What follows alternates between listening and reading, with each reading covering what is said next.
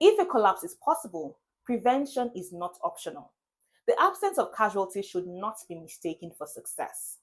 As the construction law expert Abiola Aderibigbe put it, children should never be in a position where survival depends on luck. Experts say this isn't just about one building.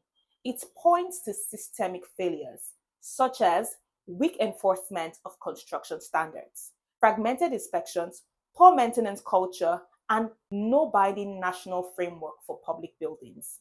Nigeria still lacks a comprehensive construction act that makes safety mandatory, not discretionary. In countries where these standards are non negotiable, school collapses during class hours are almost unthinkable. This brings us to policy choices. In 2025, Lagos allocated under 10% of its budget to education. Now in 2026, education received about 249 billion naira from a 4.4 trillion naira budget.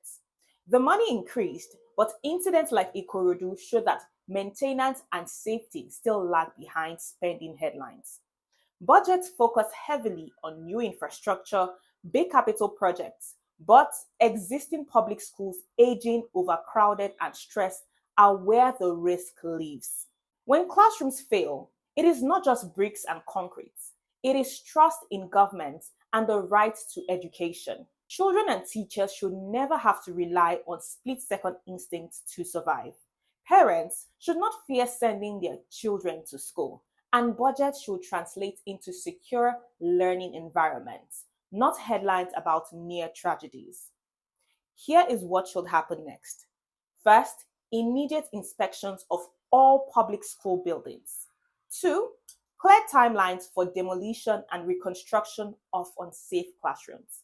Three, binding safety standards enforced by law, not discretion.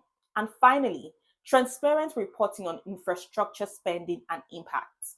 Because public safety in schools is not optional, it is a non negotiable responsibility of government. A collapse like this should be a wake up call, not just for Lagos, but for Nigeria at large. When budgets, policies, and regulations fail, children bear the risk. And luck should never be the factor between life and death in a classroom. And this is what 5 minutes around the world is about. Not just what happened, but who it affects, why it matters, and the questions that we should never stop asking. I am Judith Trust, and I will be taking you around the world in just 5 minutes.